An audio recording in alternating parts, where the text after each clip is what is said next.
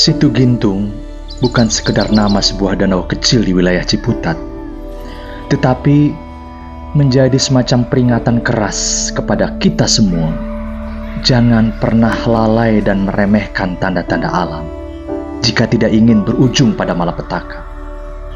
15 tahun yang lalu, sekitar 1 juta meter kubik air Situ Gintung menerjang dan memporak-porandakan beberapa permukiman warga, 2 fakultas Universitas Muhammadiyah Jakarta, dan menewaskan 100 orang warga.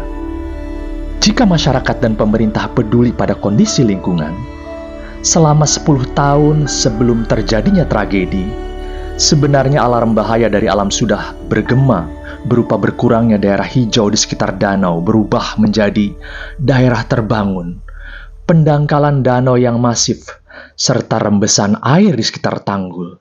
Namun, siapa yang peduli?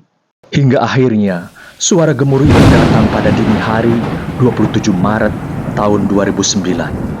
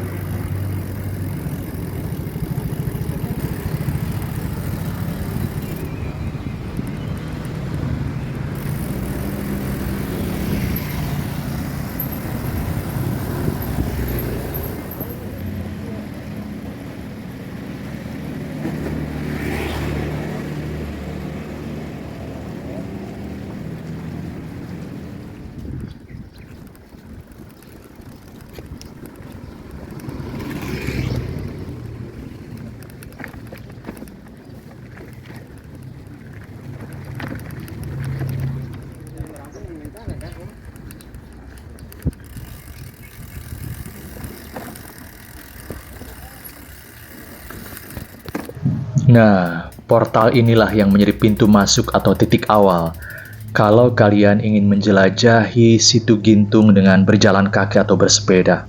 Tampak di latar belakang tuh ada gedung yang menjadi bagian dari kampus UIN.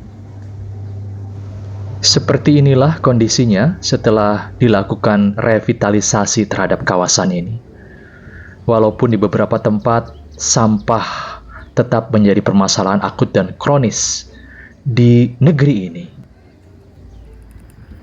Yuk, kita mulai menjelajah kawasan Situ Gintung ini dengan sepeda klasik touring saya yang sudah menjelajah berbagai wilayah sejauh ribuan kilometer. Setelah peristiwa jebolnya tanggul Situ Gintung pada tahun 2009, seluruh kawasan direvitalisasi secara besar-besaran, sehingga pinggirannya seperti ini nih, dipasangi paving block yang sangat nyaman untuk bersepeda, jalan kaki, atau jogging oleh warga sekitarnya. Dan daerah ini sekarang menjadi daerah andalan, jalur hijau, tempat wisata, dan kawasan favorit untuk berolahraga. Suasananya hening, tenang, dan sejuk, guys. Jadi bagi kalian yang belum pernah mampir ke sini untuk berolahraga, entah itu goes, jalan kaki maupun jogging, mungkin ada baiknya sesekali mampir ke kawasan Situ Gintung ini.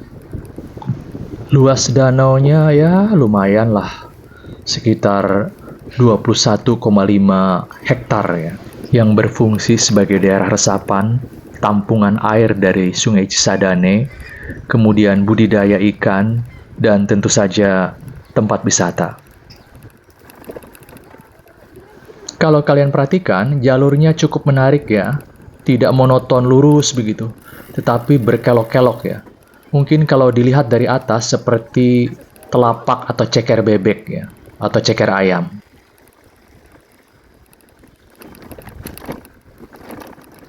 Nah, ini pemandangan bonusnya nih guys. Dua sejoli sedang manja-manjaan. Karena sekarang bulan Agustus, maka kemeriahan untuk merayakan HUT RI sangat kental sekali nih guys. Di beberapa tempat meriah dengan bendera, umbul-umbul, dan ornamen-ornamen lainnya. Cukup menggembirakan saya kira sebagai sebuah bangsa ya. Nah, saya ketemu dengan sekelompok kayaknya manula nih guys. Ada yang menggunakan sepeda ontel ya, yang kalau menempuh jalur yang tidak rata itu bunyi klotok-klotok seperti suara kalung kerbau atau sapi ya.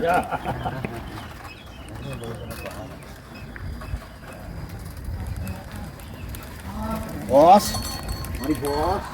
Nah, saya sudah sampai di dam atau tanggul yang pada tahun 2009 jebol guys.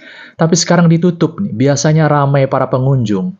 Mungkin untuk mengamankan area ya, karena dam ini merupakan titik vital dari Situ Gintung ini. Karena tidak bisa menjelajahi situ ini dengan bersepeda, maka solusinya adalah kita jelajah melalui udara. Tidak akan kalah eksotiknya guys, melihat kawasan seluas 21,5 hektar dari udara. Seperti apa panorama Situ Gintung pasca revitalisasi setelah tragedi tahun 2009? Yuk, simak terus videonya hingga tuntas. Karena tujuan goes kali ini adalah untuk mengingat kembali tragedi 15 tahun yang lalu, supaya lebih lengkap, saya juga ingin menampilkan bagaimana kondisi Situ Gintung pada saat tragedi itu terjadi. Simak ya, dan kita ambil hikmahnya.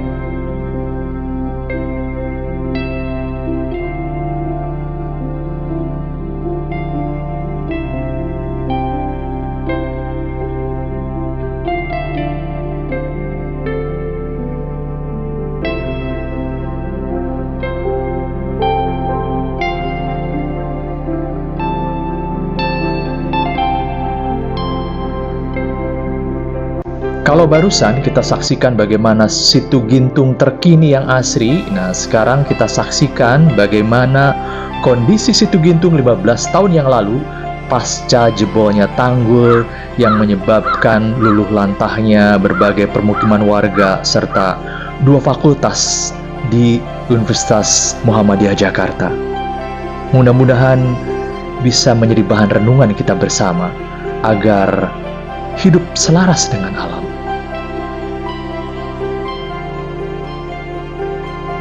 Semoga video ini bermanfaat untuk mengingatkan kita agar merawat alam sehingga tetap asri sebagai perwujudan rasa syukur kita.